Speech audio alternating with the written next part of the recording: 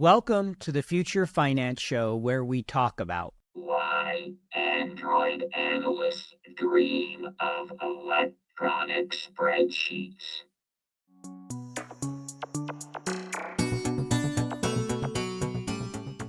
when implementing AI in a decision-making process. Why is that traceability and explainability so important? If we are going to be able to scale generative AI into different places, and let's just say it doesn't have to be, I think traceability and explainability are a big part of that. These features are crucial for maintaining our understanding of these AI systems. Our system review actually starts and ends with knowledge graph data. 99.9% from an engineering, guild chain, or finance perspective, maybe 80% is good enough to get you from a starting point anywhere from 60 to 65%. And if you continue to contextualize those models, you can get closer to how you're using some hallucination-resistant agents, or you're using some of those with your platform. Hallucinations are actually quantified in a couple of different ways. It's like, how contextually relevant is the answer that was provided? The non-factual basis of all of those in native performance is about 73%. I don't think you can get there without really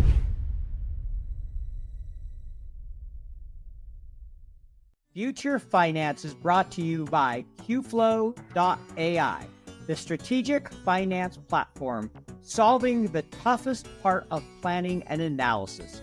B2B revenue. Align sales, marketing, and finance seamlessly. Speed up decision-making and lock in accountability with QFlow.ai.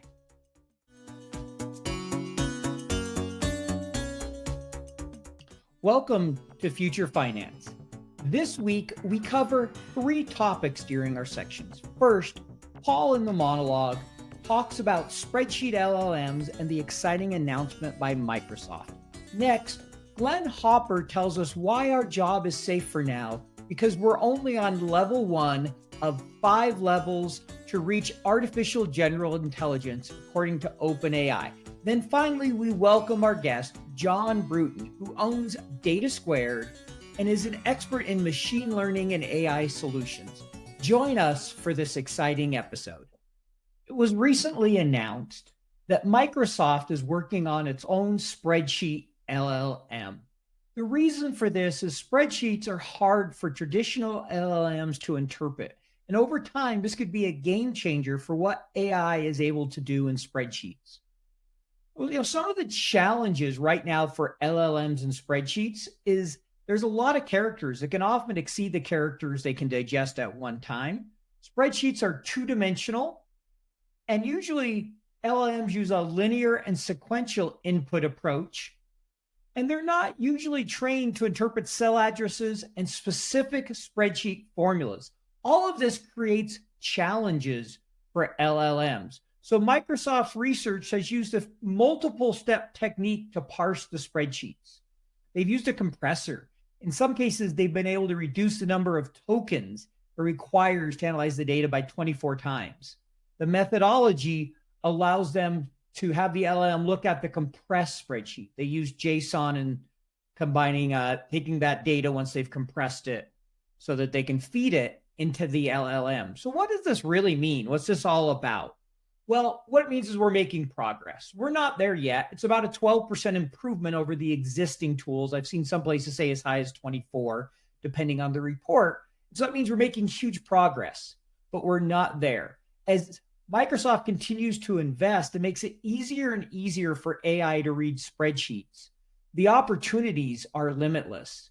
So it can really start understanding your data. Right now, some of the weaknesses is the LLM still can't understand the font, some of the color coding and other things that are really important to really understand a spreadsheet and make huge strides forward in what it can do for us. So this is a really exciting development. For the moment, what it means is keep watching, more to come. We're finding more and more ways to bring generative AI directly to the spreadsheet and to analyze that data and help all of us be better with the data we use in our spreadsheets. So keep your eyes open, go ahead and read some articles on it, and look forward to future LLMs specifically designed for the spreadsheet. Exciting times. Welcome to another episode of Why Your Job is Safe for Now. Let's dive in today to OpenAI's recently published outline for the path to AGI, or artificial general intelligence, and beyond. We've been hearing for some time that the robots are coming for our jobs, but the big question everyone keeps asking is when? Well, we don't really know yet when that's going to happen, but I do think with what OpenAI has laid out here, that they're going to show us these milestones that we're going to hit along the way to AGI. Let's talk about each step in the process, where we are now, and when we might achieve AGI. So, like I said, OpenAI has laid out 5 distinct levels of AI capability. And spoiler alert, we're only at level 1 right now. So let's break it down and see how far we have to go. So level 1 is the conversational AI. This is where we are now. This is ChatGPT, Claude, Gemini, Llama, and the similar frontier models that are out there with their ability to engage in human-like conversations. These systems use sophisticated NLP, natural language processing, to understand and respond to a wide range of prompts and questions, and we've all seen them, making them useful for things like customer service, virtual assistants, interactive educational tools. And these are very impressive, but conversational AI is just the starting point for where we're going to go in this path towards AGI. These AIs can chat about a wide range of topics, but they're not going to replace complex human roles anytime soon. But when we think about level 2, it starts to get a little more interesting. So OpenAI refers to level 2, which they call problem-solving virtuosos. They refer to these kinds of systems as reasoners. They mean that they can solve complex problems at a PhD level, is what we're hearing now. So if ChatGPT 4.0 is a smart high schooler, what they're saying is when we get to level 2, it's going to be PhD level agents that we're interacting with. So I think the news that's coming out now, this is likely the stage that OpenAI will reach with the release of ChatGPT 5. I think initially there was thought it was going to be out this summer, but now we're hearing late 2025, early 2026. And there's been a lot of talk lately about OpenAI's new Strawberry project. And Strawberry is aiming to create AI capable of this PhD level reasoning and problem solving. The idea is these tools will be able to plan, strategize, and conduct what OpenAI is calling deep internet research, and doing all this autonomously. For those of you who've been following the news, you might have heard back several months ago when we were hearing about Q-Star, some new method that OpenAI was looking at. The star in Q-Star is self-taught reasoner. And so this Strawberry is an iteration of that. So that we really think that this is what's going to drive the next model of GPT from OpenAI. And the goal is for these models to handle complex multi-step problems and conduct autonomous research, which that'll start to really revolutionize fields like scientific research, software development, and a lot more beyond that. Level 3, we've been talking about this for a long time. There is a lot of work that has to happen, and this is beyond the reasoner. This is a true autonomous AI agents. Think of them as sophisticated systems designed to operate independently, achieving specific goals through, perception, decision-making, action, adaptation, and various feedback mechanisms. These agents will gather environmental data the same way that a human does. They'll do it via sensors, cameras, data feeds, and they'll process the information and make decisions on their own and then execute actions accordingly. So we're really getting closer to human level intelligence. Through techniques like reinforcement learning, they continuously learn and adapt, refining their strategies over time. So these are self-improving AI. And the significance of these autonomous AI agents is it's going to be in their ability to automate more complex tasks. Right now we have to give very specific step-by-step instructions, but with an agent, you'll tell it, I want you to do this. It will go off and do it and then come back to you when it's complete. And think about these agents, the power of them. They're operating continuously without breaks, and much more efficiently than humans are. We're going to look at reduced labor costs, minimize human error.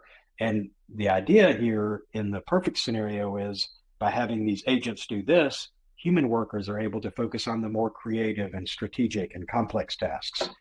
And, this has been the holy grail for the short term, is to come up with these autonomous agents. And it'll certainly revolutionize many industries and professions, but we're not quite there yet. The role of human decision makers, creative thinkers, and those in positions requiring a personal touch, that remains crucial in everything we do. So your skills in these areas are still very much needed and valued. But now what happens when we get to level 4? OpenAI calls level 4 the innovators, where these software programs can transcend task completion and drive their own innovation independently. These systems will generate novel solutions, conduct research, create original works, and their creative thinking and advanced learning algorithms will make them powerful contributors to fields like, I don't know, anything, science, product development, art, really any of the jobs that we do today. And they'll, on their own, these systems will hypothesize, experiment, analyze results, and you can see how this will further accelerate innovation and integrate knowledge across disciplines from everything it's looking at. And this stage will be huge, but I think we're still a long way from machines independently driving innovations across the board. Level 5, this is the end game for OpenAI, and it sounds very much like science fiction because as of today, it is science fiction. But OpenAI calls level 5 organizational equivalence, where AI systems are functioning as entire organizations with strategic thinking and adaptability. Imagine an AI running a whole company. This level envisions AI systems managing more complex systems and achieving organizational goals independently, transforming industries and the global economy. I mean, this is true sci-fi stuff at this point. These systems could understand and navigate complex business environments, evaluate competitive landscapes, identify opportunities for growth and innovation. At level 5, AI would be able to efficiently handle day-to-day operations of a business, managing resources, optimizing workflows, ensuring seamless coordination across departments, looking at supply chains, finance, HR, customer relations, and a computer system that's able to link all these together. So when we get to this point, what does this mean for you and your job and me and my job? I think the key takeaway right now is while AI is advancing rapidly, we're still at the very beginning of this journey. The leap from where we are now to true AGI is enormous, and it's going to take some time, likely many years, if not decades. I think people, it's always dangerous forecasting the future, but I do know from forecasts I've made, it does seem that technology is coming faster and faster, and I've never seen anything as broadly adopted or advances rapidly as AI has since the Transformer, since generative AI became mainstream. So, I think we know that it's coming. We sort of plan for it. And I think that for the short term, though, we look at what are the skills that make us uniquely human, our creativity, our emotional intelligence, our complex decision-making and adaptability. These are what's going to be in demand now and for the foreseeable future. And I think we look at AI as a tool. I mean, it's a powerful tool, but it's not replacing the human workforce at a wholesale level anytime soon. That said, it's crucial to stay informed and be adaptable. The job market is going to evolve just like it has with previous technologies. And as AI capabilities grow, we're going to really refine what systems can do and what we as humans can do. And I think, if we look back at every prior technological revolution, new jobs and opportunities are created too. So we hope and we think that that's what's going to happen here. So while OpenAI and others are making strides towards AGI, we're still in the early stages, and your job is safe for now. But it's always smart to keep learning, growing, and adapting to the changing landscape. Welcome to Future Finance. Our guest today is Jon Brewton. Jon is the founder and CEO of Data2, a leader in machine learning and AI solutions. With a background spanning operations management, digital transformation, and engineering, Jon has held key strategy and technology development roles at global energy giants BP and Chevron. His work has led to significant operational efficiencies, including $500 million in savings at Chevron's Southeast Asia division. Jon holds degrees in operations management, industrial and systems engineering, and an MBA from NYU Stern, and the LSE with executive education from HEC Paris, Harvard Business Analytics Program, MIT's CSAIL, and Stanford SAIL. A U.S. Air Force veteran, he combines military precision with tech expertise. At Data2, Jon is pioneering AI solutions, emphasizing traceability and explainability, which are crucial in today's data-driven financial landscape. Jon, welcome to the show. Glenn, thank you so much. Appreciate the opportunity. Look forward to getting into a discussion today about how the things that we're doing apply to the sectors of finance and a couple of other interesting places as well that we're playing in at the moment. Yeah, that's great. And one of the things I love about this show is I get to talk to people who are even dorkier. Is that the right word? Nerdier, geekier? I don't know than I am. But looking at your your background, I think that's probably a moniker that you carry with pride. So No doubt about it. I guess to I start, think all three of us Yeah, do. That's yeah. what makes it great. It's nerd fest. So, John, I guess to get started, tell me a little bit about Data Squared, what you guys are doing, and sort of your journey, your path to founding this company. Yeah, thanks. Look, I think Data Squared's story is interesting. I find it compelling and interesting because well, we're a part of it. But in general, look, we're a service-disabled, veteran-owned small business in the government sector, specializing in Gen AI product development and deployment. Additionally, we have some interface in the commercial markets, really paying attention to what's happening in the energy space. Our company started in, let's say, early 2023, but really didn't get kicked off in the way that we're positioned now and the things that we're working on now from a product development perspective until August of 2023. So we're really young. We're working in a couple of different places. We have active work going on in the United States government space, and we also have active work going on in the energy sector, specifically building oil and gas solutions that are heavily reliable, traceable, and explainable. Just a little bit about the company and the background. We've started with 4 people. There's 3 common traits in the founder pool. We either served in the military. I'm an Air Force vet, like you mentioned earlier. Our co-founder, Eric Costantini, is a Marine. And our other co-founder, Chris Rohrbach, is a retired Navy SEAL commander. He did 26 years as a Navy SEAL commander, SEAL Team 2, 6, 10, and a variety of other positions. And Jeff Douglas, our chief technology officer, we worked together at Chevron for several years, specifically in digital solution development and deployment at scale within the company. So our 3 common traits are we either studied together, Eric and I at Harvard, Chris and I at NYU and the London School of Economics, and Jeff and I, we worked together. Eric also has a mining background, at least in the energy sense, and we served in some capacity. So those are really the 3 common traits and the things that really shape our perspectives and the things that we focus on a day-to-day basis, primarily energy and defense. But what we started with at Data Squared gave us an opportunity to really start to look at how we could design something that's industry agnostic. And the thing that we've built to this point, which we'll get into a little bit more later, is exactly that. I think it's particularly and uniquely positioned to exceed exceptionally well in places like high reliability sectors, specifically places like engineering, defense, healthcare, and finance. These are places where the stakes of these environments are exceptionally high, and rapid ability to analyze information can really be the difference between success and failure. Appreciate that overview.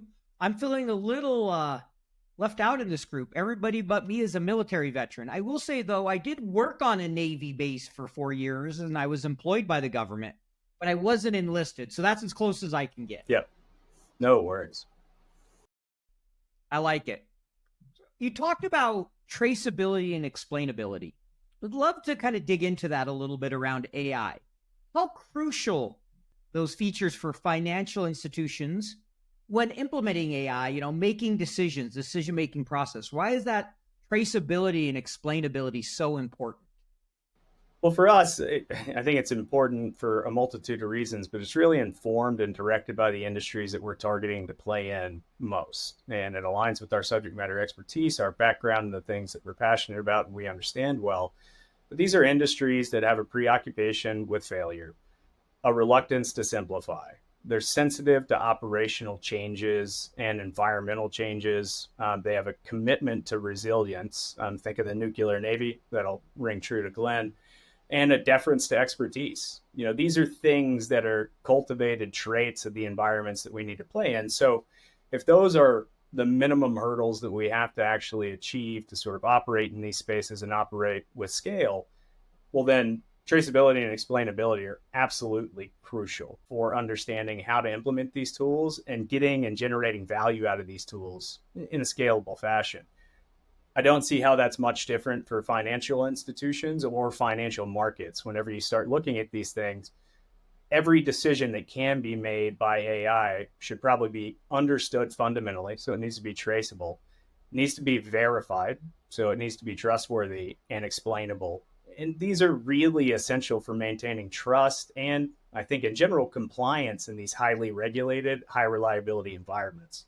So those are really important things that I think are absolutely crucial to the environments that we want to play in and the environments that you obviously thrive in. When I think about how it applies to financial markets, I think about it in the context of regulatory compliance. We're trading, we're selling, we're acting on some of these things within these markets. There are a lot of regulations that we have to follow, we have to adhere to, and we have to manage, outcomes to. As a byproduct of that, I would expect that traceability, transparency, and explainability are almost imperatives for how you would deploy these things and deploy them at scale. I look at risk management, by ensuring that we have traceable decision-making processes and explainable outcomes, financial institutions can better understand and mitigate risk. I think that really helps. I think in general, from an explainability perspective, identify potential biases in the system and understanding how things could potentially be overfit and lead you down paths that aren't necessarily the right paths to go down at any point in time. So you need to have the ability to dissect this information in a way that creates an opportunity to understand it at its core fundamental level and why these things were generated.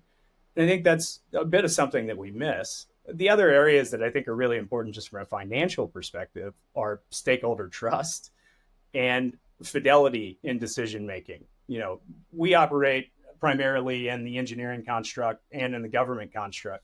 And there's a couple of key environments. If you're going to enter into the kill chain, not to get morbid at all, you need to ensure that you have a very clear understanding of how these decisions, or at least these suggestions, were provided to you.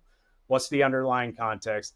How valuable or how connected is that context? How can we quantify the impact of the decisions that we may make and any collateral damage? Same thing for contingency modeling in big, large scale oil and gas operations. If you think about some of the projects that I managed for Chevron, some of these were up to $2 billion. They spanned 5 countries and had staffs of over 500 people. And if any one piece of this puzzle was designed incorrectly, well, it interjects a level of failure that is almost intolerable. And so these environments really thrive on that. And so financial markets, I don't see as being any different at all. As a matter of fact, I put them on the same level with the environments that I spoke about before. And healthcare is another area where we are going to deploy these tools. We need to ensure that they're explainable. And that's a really hard nut to crack within the market as we sit right now. These tools commercially, as they're available, have a lot of interjected bias because of the way they work. They're statistic models. So it's like, what is more likely than not to be the answer that you're searching for? And in our spaces, I'm not exactly sure that really rises to the level that it needs to. So you're saying your level of confidence in a kill chain is much, much higher than me who's writing a post on LinkedIn type of thing, right? The statistical factor of there being an error has to be magnitudes higher. Agreed. Yeah, I think so. And that's, when you're talking about AI and machine learning and data, everybody right now wants to talk about generative AI, and that's the latest buzzword, and it's the most approachable and accessible. But the funny thing is, most people who are using that don't understand what it is or really how the generative AI is giving them the result. But when in what you're doing, and certainly for military applications and for applications that are of great consequence, it's important that you have that explainability and understandability of the models. And I think that's something that we really need to think of. And I think that for these kind of Johnny-come-lately people who they haven't used AI in any capacity until LLMs made it accessible to them, we're talking about completely different ball games here. And but that said, I mean, there is an application for generative AI, and I'm trying to find ways, and that's one of the things that I love about this show, is having people who are at the leading edge with integration of AI into workflows and how we can apply it. And one thing I love about the show is having guests on like you, where I can ask really geeky questions and get a good answer on it. So I'm thinking about generative AI now, and I'm pushing, I do R&D for products in the finance marketplace, and we have to overcome a lot of the issues that you're addressing as well. And one of the workflows I'm looking at, I've tried, overcoming hallucinations with RAG, and that has limited success. And I don't know if you guys are working with this now or not, but one of the areas I've been looking into lately is graph databases, knowledge bases with RAG. I know it's not necessarily something you're doing today, but I'm wondering, how could you potentially see knowledge graph technology being applied to financial data, to help us uncover hidden correlations or insights that traditional analytics might miss? Yeah, it is something we're doing today. I'll explain the nuance of what we're doing. So our system review actually starts and ends with knowledge graph data models. So it is a fundamental part of our process, our workflow, and how we actually store, ingest, structure information.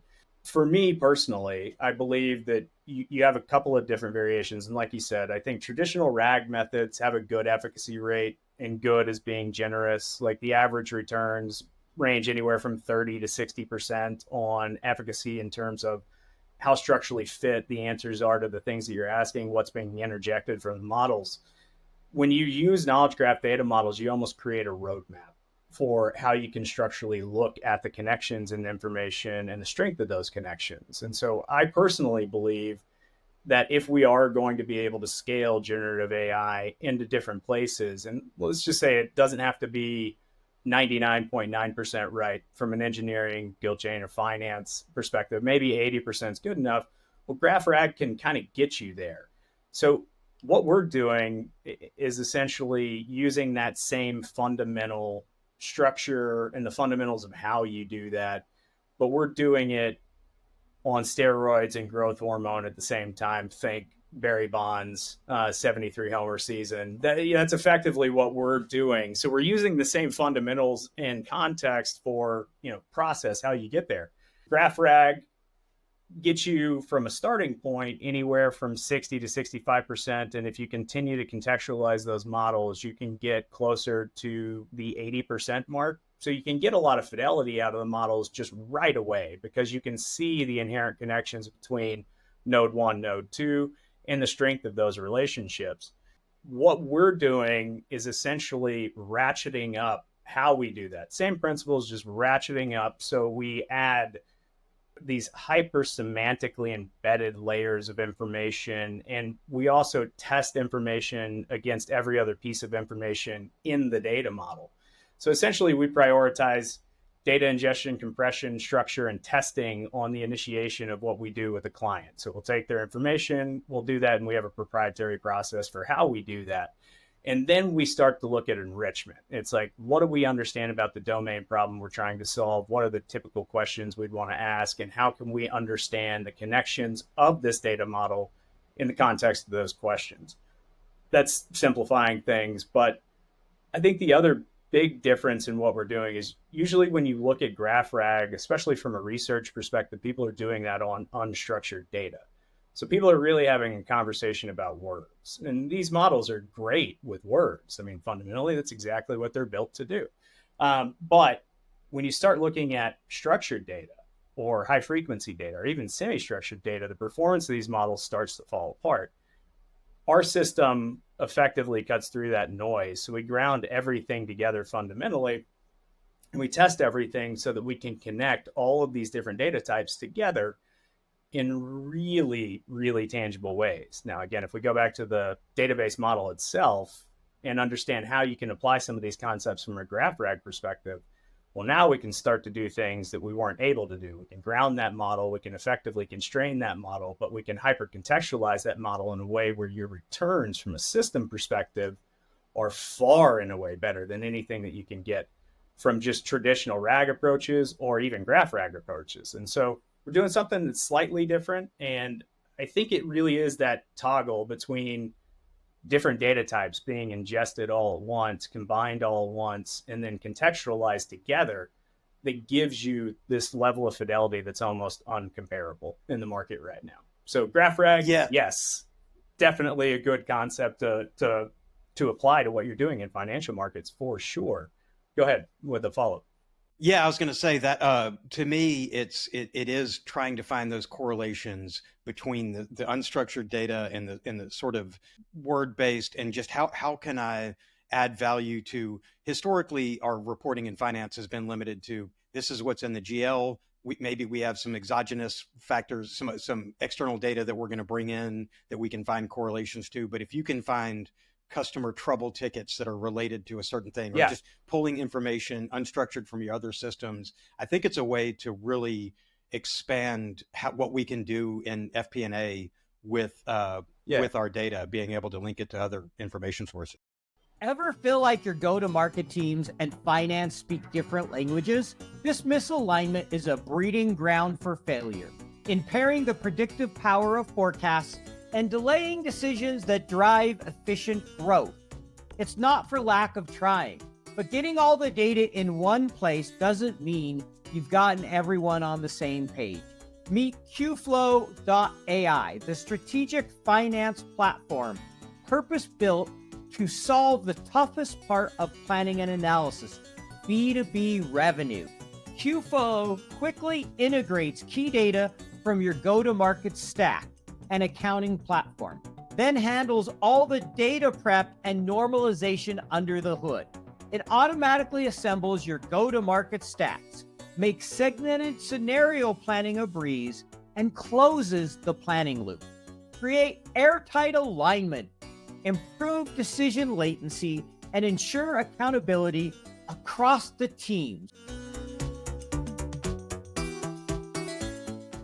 So on that point, so we've done a bit of financial modeling in the intelligence construct. And one of the things that I think is really interesting is whenever you tie financial data to other data. You know, that could be human reporting data, it can be public data, it could be 10Ks. You can analyze 10Ks. I know that you've done some work in this space to look at how you can do that and how you can do it with a great deal of efficacy.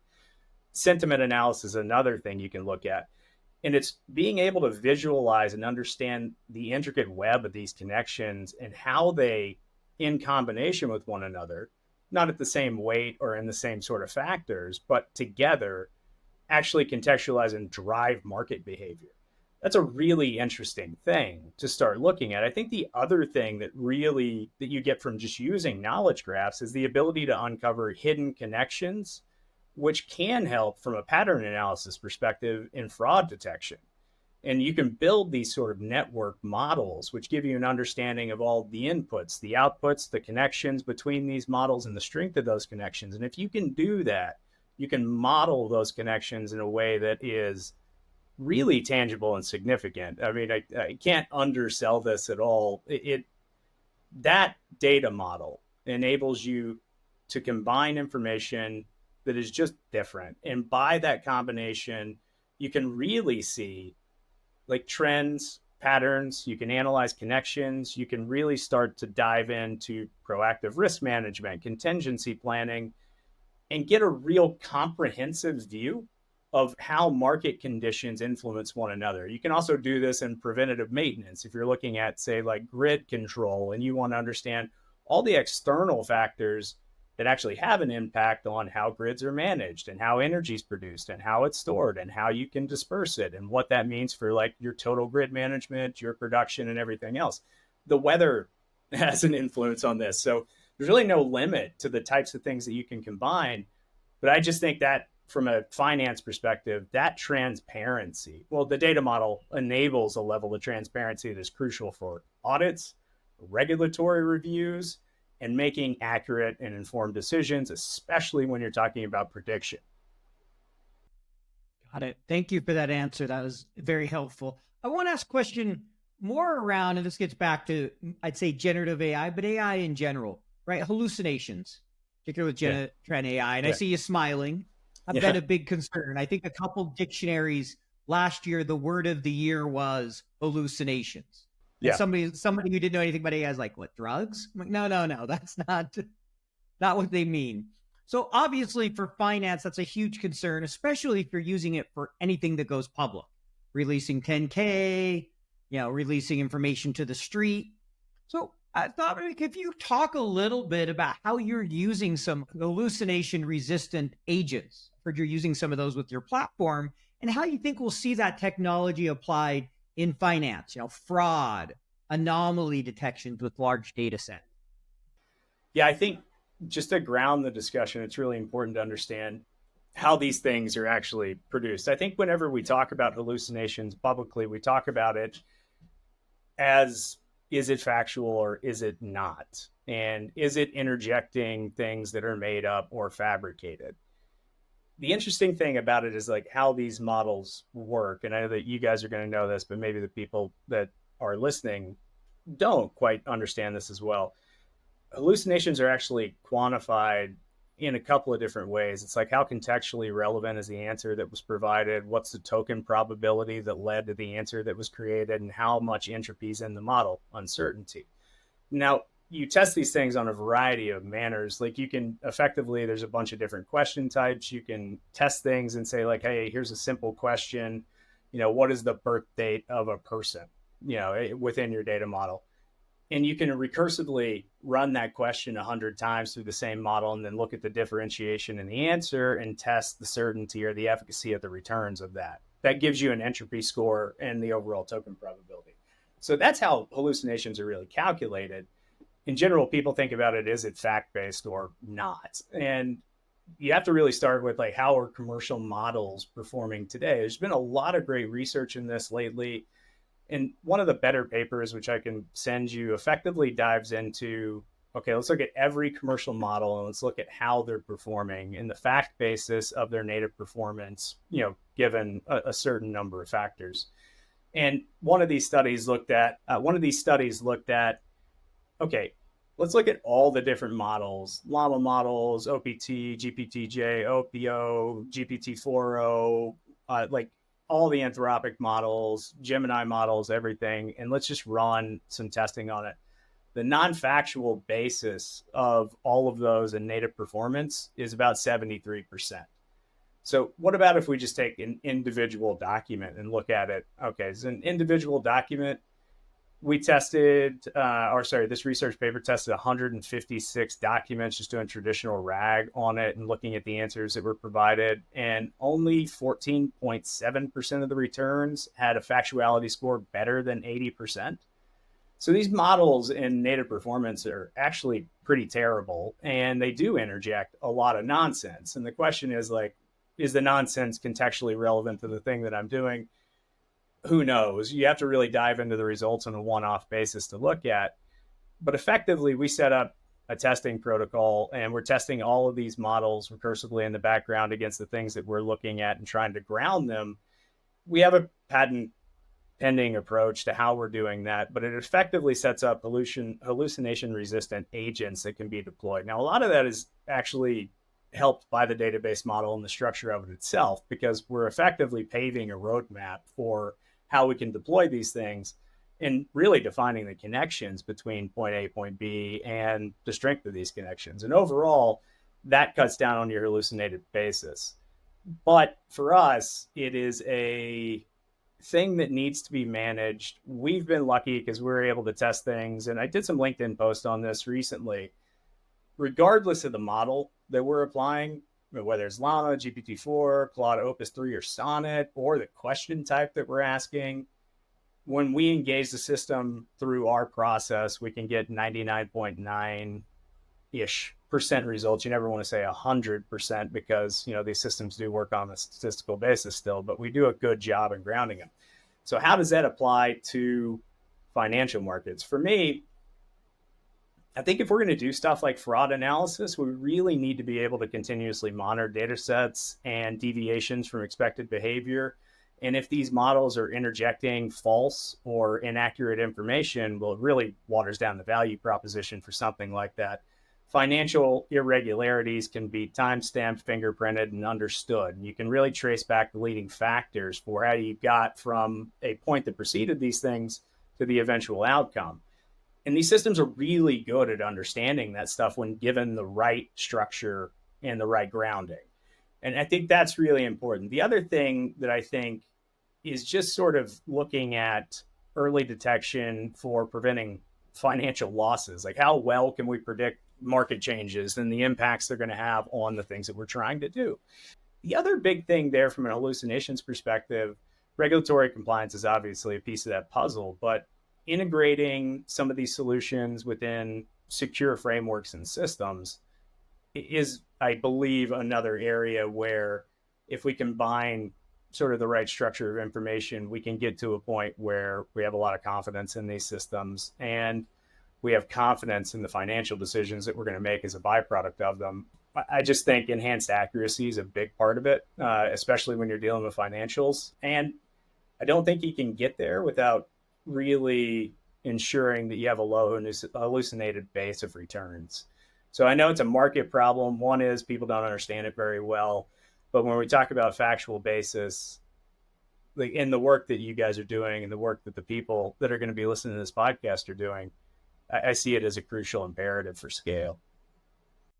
Yeah, great points. And it's funny. I feel like with my first question, as soon as we had you on, and it's because when we get someone with your background and what you're focused on, we like to dive deep, but we just jumped off the high dive straight into the deep end and got down into the weeds of this. And I think, for a lot of our listeners, this is the place they're working in. And this is, we're singing the song of their people.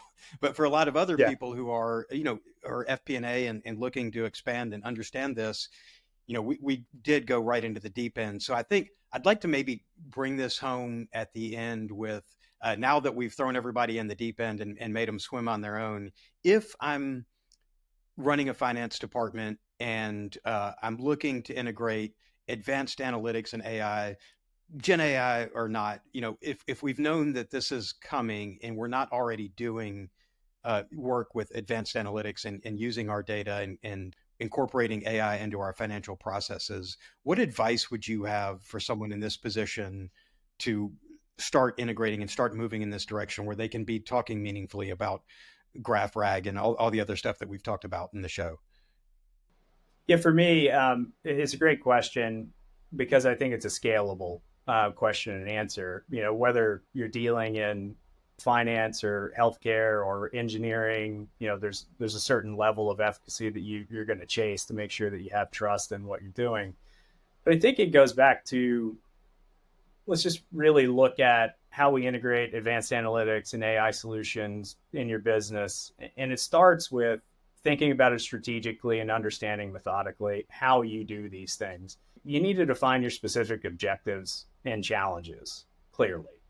I think there's not lip service. Like, if you're going to undertake deploying one of these solutions or building one of these solutions for deployment, whether it's improving risk management, enhancing fraud detection, or optimizing investment strategies, having clear objectives will guide the AI integration, development, and all the things that you need to do to make sure it aligns with your business goals.